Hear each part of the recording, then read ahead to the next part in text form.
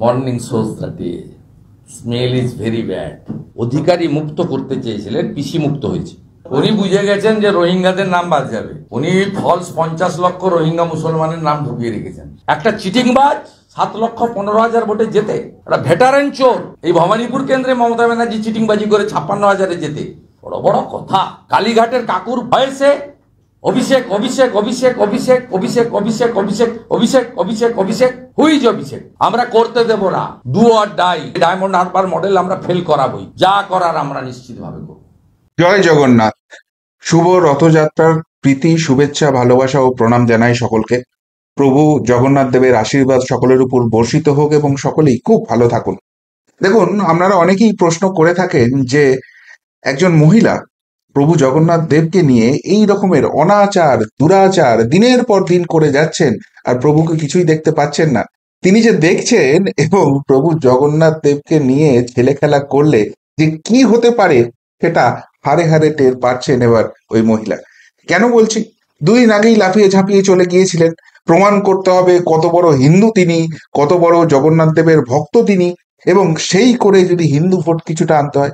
কেননা অঙ্ক খুব সিম্পল, 32-33% দুদেল ভোট চলে আসছে আর 12% মতো হিন্দু ভোট চায়। এই দুটোর যোগফল যদি হয় 45%-এ একবার পৌঁছে যেতে পারেন, আবার ক্ষমতায় ফেরা থেকে কেউ আটকাতে পারবে না। সুতরাং 2 দিন আগেই চলে গেছেন, সমস্ত কিছু কাজকর্ম ছেড়ে দিয়ে। রাজ্যে আর কিচ্ছু নেই, শুধু হই হই রই রই করে রথযাত্রা নামে মোচ্ছব চলছে। আর তার মাঝখানেই গতকাল সব ছেড়ে ছুড়ে দিয়ে দীর্ঘ আধ ঘন্টা সাংবাদিক বৈঠক করতে হয়েছে। কেন করতে হয়েছে? কেননা মির্চি লেগেছে, চিরবিরানি শুরু হয়েছে। নির্বাচন কমিশন একদম সঠিক জায়গায় ঘা দিয়েছে যে 50 লক্ষ ভুয়ো রোহিঙ্গা ভোটার ঢুকিয়ে দেওয়া আছে এবং যাদের ওই ভোটের জাদু বলেই পশ্চিমবঙ্গে এত কিছু হয়ে যাওয়ার পরও কোনো ক্ষমতার পরিবর্তন হয় না, ঠিক সেই জায়গাটাকেই বেছে বেছে ধরার চেষ্টা করছে নির্বাচন কমিশন। শেষ পর্যন্ত কতখানি পারবে, আদৌ পারবে কি পারবে না, সে তো ভবিষ্যতের গর্বে, কিন্তু অ্যাটলিস্ট এই চেষ্টাটা, এটা তো এতদিন হয়নি। সুতরাং সেই জায়গায় মির্চি লেগেছে। কিন্তু শুধুমাত্র এইখানে মির্চি লাগাতেই শেষ হচ্ছে না, এর থেকেও ভয়ঙ্কর পদক্ষেপ আগামী দিনে পর পর পর পর আসতে চলেছে। আমি বলছি না, বলছেন মাননীয় বিরোধী দলনেতা শুভেন্দু অধিকারী। কি বলছেন একবার তার মুখেই শুনে নিন, তারপর আসছি তার ব্যাখ্যায়। Morning shows the day. Smell is very bad. যেদিন ধরা পড়বে বিপদে পড়বে, চিরদিন কাহারও সমান নাই যায়। উনি যদি ভাবেন, সিপিএমও ভাবতো 34 বছর আমরা আছি, আমাদের নাতিরাও এমএলএ মন্ত্রী হবে, উনিও ভাবছেন আমার ভাইপো হবে, ভাইজি হবে, সব হবে। সেটা হবে না, এটা টাইমের পরে চলে যেতে হয়, চলে যাবে না। সেটা গণতান্ত্রিক ভাবেই মানুষ সরাবে। হিন্দুদের টার্গেট করে করছেন, কারণ মুসলমান ভোট ওনার একদম ফিক্সড ডিপোজিট। ওনার 45% ভোট দরকার সরকার করার জন্য। এখানে মুসলমান 32-33 হয়ে গেছে রোহিঙ্গা মুসলমান ধরে, তো উনার এই 10-12% ভোট দরকার। যদি এইটা করে গজা পেড়া টেড়া খাইয়ে ভাতা মাতা দিয়ে চোর পঞ্চায়েত পৌরসভার কাউন্সিলর আছে এদের মাধ্যমে, পুলিশ যদি মিথ্যা মামলা করে হিন্দুদেরকে ভয় দিক, সব মিলালে 2-4 করতে করতে 12-14, 33 আর 12 45 যার বাংলায় সরকার, তার বিজেপি 39, উনি 46, উনার 75 লক্ষ ভুয়া ভোটার আছে। উনি যতবার যাবেন তত ভোট আমার বাড়বে। উনি 21-এই একই কাণ্ড করেছিলেন, আমি কাঁথির 2টো সিট জিতিয়ে নিয়েছিলাম। লোকসভাতে 1 বছর আগে একইভাবে অধিকারী মুক্ত করতে চেয়েছিলেন, পিসি মুক্ত হয়েছে। উনি বুঝে গেছেন যে রোহিঙ্গাদের নাম বাদ যাবে। উনি ফলস 50 লক্ষ রোহিঙ্গা মুসলমানের নাম ঢুকিয়ে রেখেছেন। কি করেছেন জানেন? 86% ক্যামেরা বন্ধ রেখেছে, হরিবুল করেছে। যাদবপুরের ফিড ঢুকিয়েছে, ডায়মন্ড হারবারে ফিড ঢুকিয়েছে। আমার কাছে ডায়মন্ড হারবারের 500 বুথের ভিডিও আছে। কোর্টে কেস চলছে, আমি ঠিক প্রপার টাইমে দেখিয়ে দেবো কি করেছে। ইলেকশন কমিশন ইলেকশন রিফর্মস করছে, আমরা ওয়েলকাম করছি। তারা গণতন্ত্র বাঁচাতে চাইছে। আমরা চাই এপিক এর সঙ্গে আধারের লিঙ্ক, বায়োমেট্রিক, কেন্দ্রীয় বাহিনীকে আই কার্ড দেখার অধিকার, এআই করে ফটো স্ক্যান করে ভোটারদের আইডেন্টিফাই করে ভোট কেন্দ্রে ঢোকানো, পোলিং পার্টি কাউন্টিং পার্টিতে সেন্ট্রাল গভর্নমেন্ট এবং স্টেট গভর্নমেন্ট এমপ্লয়ি মিক্স করে ভোটিং টিম তৈরি করা হোক। আমরা এগুলো চাই এবং এটা হলে পশ্চিমবঙ্গে গণতন্ত্র রক্ষা হবে। একটা চিটিংবাজ 7,15,000 ভোটে যেতে, একটা ভেটারেন চোর যাকে পাসপোর্ট কোর্ট থেকে জমা দিয়ে পারমিশন নিয়ে যেতে হয়, যার কালেক্টর ভানুতিতে থাকে, যাকে ইডি 25 বার ডেকেছে, 5 বার জিজ্ঞাসাবাদ করেছে, কালীঘাটের কাকুর ভয়েসে অভিষেক অভিষেক অভিষেক অভিষেক অভিষেক অভিষেক অভিষেক অভিষেক অভিষেক অভিষেক 69 মিনিটে 69 টাইমস অভিষেক অভিষেক হুইজ অভিষেক? আমাদের বলতে হয়নি, ওর লয়ার সঞ্জয় বসু বলে দিয়েছেন চিঠি করে হুইজ অভিষেক। বড় বড় কথা, সব সেলোটেপ লাগিয়ে দিয়েছিল নোটাতে পর্যন্ত। জাহাঙ্গীর কি করে ফলতায় ভোট করেছে কেউ জানে না। ডায়মন্ড হারবারে কি করে গৌতম অধিকারী শামীম ভোট করেছে কেউ জানে না। মহেশতলা বজবজে কি হয়েছে কেউ জানে না। আমরা করতে দেব না, ডু অর ডাই। গণতন্ত্র রক্ষা করালে এই লড়াই চলবে। ডায়মন্ড হারবার মডেল আমরা ফেল করাবই। ঘাটালে হিরণ চট্টোপাধ্যায়কে দৃশ্য দেখেননি টিভিতে? অভিজিৎ দাস ববির সঙ্গে দৃশ্য দেখেননি? ডাক্তার প্রণত টুডুর একটা আদিবাসী যুবক ডাক্তারি চাকরি ছেড়ে লড়ছে, তার মাথা থেকে রক্ত দেখেননি? উপনির্বাচনে কি হয়? এই ভবানীপুর কেন্দ্রে মমতা ব্যানার্জি চিটিংবাজি করে 56,000-এ যেতে, আবার সেই ভবানীপুর কেন্দ্রে 9টা ওয়ার্ডের মধ্যে 5টা ওয়ার্ডে বিজেপি লিড নেয়, 7,800 ডিফারেন্স হয়।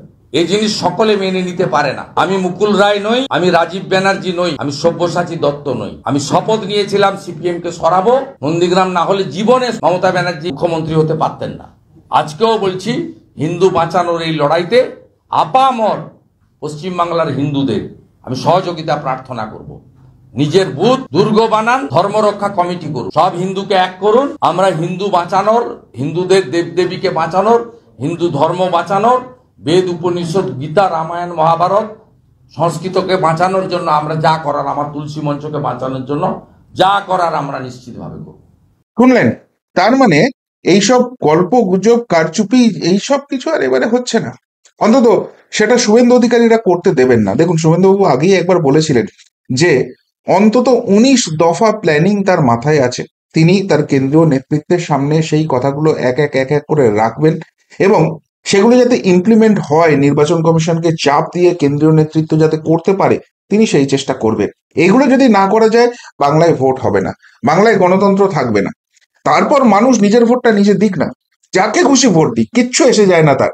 কিন্তু এই জায়গাটা তিনি ইমপ্লিমেন্ট করতে চান, আর সেটারই প্রথম পদক্ষেপ এখানে দেখা যাচ্ছে। আর এখানেই শেষ নয়, এরপরও পরপর শুনলেন কি কি আসতে চলেছে। বায়োমেট্রিক এর কথা বললেন তিনি, এআই দিয়ে ফেস স্ক্যান করে অরিজিনাল লোক ঢুকছে কিনা সেইটা, বাইরে যে কেন্দ্রীয় বাহিনী থাকে তাদের হাতে এই পাওয়ার তুলে দিতে হবে যে তারাই আই কার্ডটা চেক করতে পারবে, ভোটের লাইনেই ভুয়ো ভোটাররা দাঁড়াতে পারবে না। এরকম একাধিক পদক্ষেপের কথা তিনি বললেন। এমনকি সব থেকে বড় যেটা আপনাদেরও চিন্তার জায়গা হয়, বারবারই আপনারা সেই কনসার্নের কথা বলেন, সেটা হচ্ছে ভোট তো ঠিক হচ্ছে, কিন্তু তারপর মাঝের সময়টা গণনাই তো সব থেকে বড় খেলা হয়ে যায়। সেখানে যদি এই খেলাই কন্টিনিউ হয় 2026-এও কি হবে? না, সেখানেও যাতে চেঞ্জ করা যায়, কেন্দ্রীয় সরকারি কর্মী যারা রয়েছেন তাদেরকেও সেখানে যাতে মিক্স আপ করা যায়, সেই সমস্ত কিছু প্ল্যানিং প্রোগ্রামিং রয়েছে।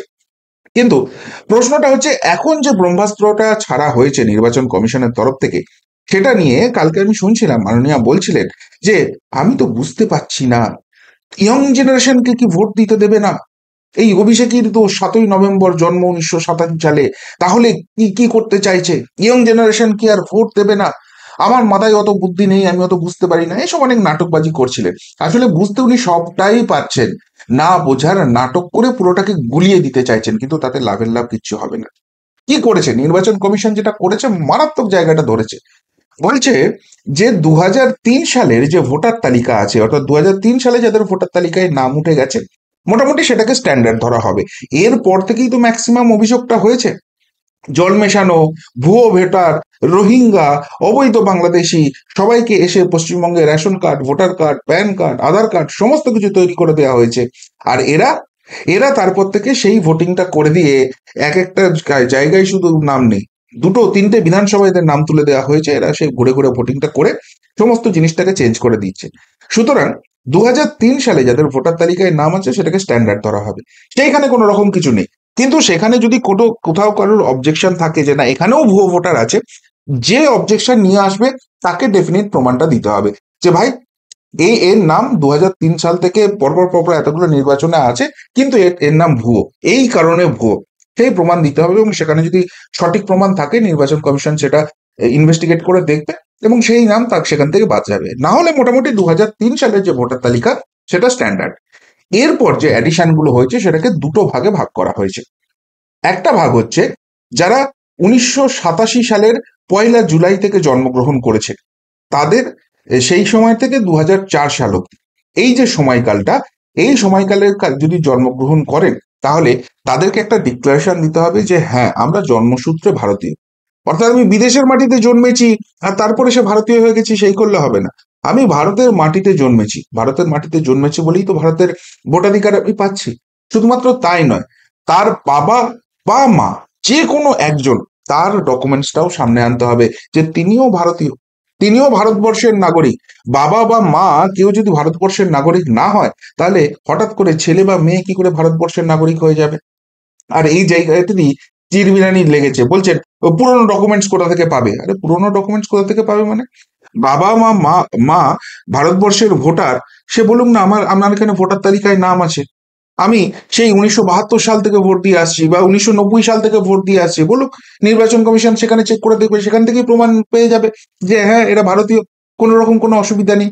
রিসেন্টলি আমরা তো দেখেছি এরকম এক্সাম্পল, যে বাবা মা মায়ের নাম ভোটার তালিকায় নেই, কেননা বাংলাদেশি, কিন্তু ছেলে এসেছে, ছেলে আসার পর সে এখানে সরকারি চাকরি পেয়ে গেছে, পশ্চিমবঙ্গের বুকে চাকরি করছে, ভোটার তালিকাতেও নাম উঠে গেছে। তারপর ছেলের নাম উঠেছে বলে বাবার মায়ের নামটা তারপরে ভোটার তালিকায় ঢোকানো হচ্ছে। ওই সব গুপিবাজি এখানে চলবে না। সুতরাং জন্মসূত্রে বাবা বা মা যে কোনো একজনকে ভারতীয় হতে হবে, সেই প্রমাণটাও তাদেরকে দিতে হবে।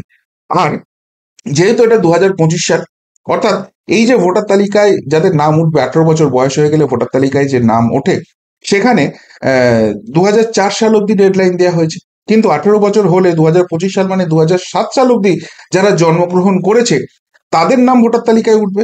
2004 থেকে 2007-এর মধ্যে যাদের জন্ম হয়েছে তাদের এবার ভোটার তালিকায় নাম ওঠাতে গেলে বাবা এবং মা দুজনেই যে ভারতীয় নাগরিক, সেই প্রমাণ, দুজনের প্রমাণই সামনে নিয়ে আসতে হবে। যদি না নিয়ে আসতে পারো, ভোটার তালিকায় নাম উঠবে না। অর্থাৎ একদম সঠিক জায়গায় সঠিক পদক্ষেপ, এই জায়গাটাই ধরা হচ্ছে। যে যেখানে জল ভোটটা হয়, জাল ভোটটা হয়, সুবিধাবাবু বললেনি যে অঙ্কটা খুব সিম্পল, 33% দুদেল ভোট চলে আসছে, তার সঙ্গে আমরা আরো 12% চাই। এই 12% ভোটের কি আছে? 4% চলে আসছে ভাতা ভিক্ষা থেকে, ওই আমার আপনার ট্যাক্সের টাকা নিয়ে ভোট কেনা হয় সেখান দিয়ে। 4% চলে আসছে জল ভোট থেকে, 4% চলে আসছে বিভিন্ন পুলিশ যারা দলদাস হয়ে গেছে তাদের দিয়ে ভয় দেখিয়ে কেস খাইয়ে, সেই করে চলে আসছে। এই যে বিভিন্ন রকম স্কোপগুলো আছে, সেগুলো এক এক এক এক এক এক করে নষ্ট করতে হবে। এবং সেটাই যদি করা হয়, ওই করে কমে পাওয়ার ভোট, জল মেশানো ভোট যদি বাদ দেওয়া হয়, যেটা সুরেন্দ্রবাবু দাবি করছেন 50 লক্ষ রোহিঙ্গার নাম ঢোকানো আছে ভোটার তালিকায়, যদি সত্যিই সেটা বাদ দেওয়া হয়, তাহলে তাহলে দুটো দলের মধ্যে ডিফারেন্স কোথায় চলে আসবে? ওই যে 46% আর 39%, সেই ব্যবধানটা থাকবে না। বিজেপির ভোট যদি নাও বাড়ে, বিজেপির ভোট যদি 39%ও থাকে, ওদের ভোট কমে নেমে চলে আসবে 42%, 41%-এ। আর সেটা যদি হয়, তাহলেই গদি উল্টে যাবে। কেন গদি উল্টে যাবে? কেননা বারবারই দেখবেন আপনারা, যেগুলো সংখ্যালঘু অধ্যুষিত আসন, সেখানে বিশাল ব্যবধানে জিতছে, 50,000, 60,000, 70,000। এই কালীগঞ্জই তার সব থেকে বড় উদাহরণ, রিসেন্টলি যেখানে উপনির্বাচন হয়ে গেল, সেই ভোটটা পাচ্ছে। তাহলে সংখ্যালঘু অধ্যুষিত আসনগুলোতে এরা বড় ব্যবধান পাবে, 50%, 55% ভোট পাবে, অ্যাভারেজ 50%ও যদি ভোট ধরে, তাহলে বাকি যে 209টা আসন আছে, 85টা সংখ্যালঘু অধ্যুষিত আসন বাদ দিলে, সেই 209টা আসনে অ্যাভারেজ ভোট তো কমে যাবে। তাদের ভোট সেখানে চলে আসবে মোটামুটি 36-37%-এ। অন্যদিকে বিজেপি ওই 85টা আসনে কি পাবে? খুব বেশি হলে 15%, 18% ভোট পাবে। চলুন 20% ভোটও ধরে নিলাম। তাহলে বাকি এই 209টা আসনে বিজেপির অ্যাভারেজ ভোট 45-46% হয়ে যাবে, অর্থাৎ 10%-এর ডিফারেন্স থাকবে। খুব আরামসে যে আসনগুলো 5-6 হাজারও হেরে গেছে, সেগুলো 15-20 হাজার ভোটে জিততে শুরু করবে। আর সেটাই যদি হয়, 148টা নাম্বার দরকার আছে, সেটা কিন্তু হওয়ার সম্ভব আছে। আর সেই সম্ভাবনাটা আছে বলে একদিকে শুভেন্দুবাবুরা যেরকম চার্জড আপ হয়ে গেছেন, এইভাবে আক্রমণটা করছেন, তার পাশাপাশি কিন্তু আতঙ্কে আছে শাসক দল, যে কারণে জগন্নাথ দেবের প্রোগ্রাম ছেড়ে দিয়ে দীর্ঘ আধ ঘন্টার সাংবাদিক বৈঠক করতে হয়েছে। কিন্তু তাতেও কোনো লাভ নেই, কেননা শুভেন্দু অধিকারী যেটা কালকে বলেছেন সেটা আরো মারাত্মক। সেটা হচ্ছে যে এই নির্বাচন কমিশনের অফিসে বসে যারা কাজ করে, তারা নিরপেক্ষ ভূমিকা পালন না করে এতদিন দলদাসের ভূমিকা পালন করে এসছে। তার ঠিক সেই জায়গাটাই ধরে ফেলেছেন। ধরার পর সেখানে যাতে রেগারিং মেজার নেওয়া যেতে পারে, সেখানে যাতে কারেক্টিভ মেজার নেওয়া যেতে পারে, সেটার জন্য কিন্তু কেন্দ্রীয় নেতৃত্বকে জানিয়েছে। কেন্দ্রীয় নেতৃত্ব, সেন্ট্রাল নির্বাচন কমিশন যেটা রয়েছে, ইসিআই কে জানিয়েছে, এবং ইসিআই কিন্তু সেই জায়গাটা দেখতে শুরু করেছে। এবং দেখছেন ইতিমধ্যেই দলদাস গুপিবাজ অফিসাররা ধরা পড়ছে, যারা ভোটের কাজে যুক্ত থাকে, কিভাবে ভোটার তালিকায় ফলস ভোটার ঢুকিয়ে দেয়। সুতরাং এগুলো আরো মারাত্মক আকারে যাবে, আর যত যাবে তত কিন্তু দিদিমণির চিরবিরানি বাড়বে। কিন্তু আগের এই 26-এর লড়াইটা যে ডু আর ডাইয়ের লড়াই, শেষ ধর্মযুদ্ধ, সেটা কিন্তু শুভেন্দু অধিকারী বলে দিয়েছেন। আর সেই ধর্মযুদ্ধে জেতার জন্য 1 ইঞ্চিও জায়গা দেবেন না, যা যা করার সেটা তিনি করবেন, এই কথা বঙ্গবাসীকে দিচ্ছেন। এই মানুষটাকে বিরোধী মানুষ যারা রয়েছেন পশ্চিমবঙ্গে, তারা এখন অন্ধের মতো বিশ্বাস করছেন, কেননা সেই বিশ্বাসযোগ্যতার তিনি তৈরি করেছেন। গত 4 বছরে তার অবিরাম অবিরাম লড়াই, এত প্রতিবন্ধকতার বিরুদ্ধে লড়াই তাকে সেই জায়গাটা দিয়েছে। তিনি যখন এই কথাটা কনফিডেন্সের সঙ্গে বলছেন, ভরসা রাখাই যায়। কি বলেন? এই নিয়ে যদি কিছু বলার থাকে আপনাদের অবশ্যই কমেন্ট বক্সে কমেন্ট করে জানাবেন। এমনকার মতো এখানেই শেষ করলাম, ফেরত আসছি নতুন প্রতিবেদন নিয়ে খুব তাড়াতাড়ি। ভালো থাকবেন, সাথে থাকবেন, পাশে থাকবেন। নমস্কার।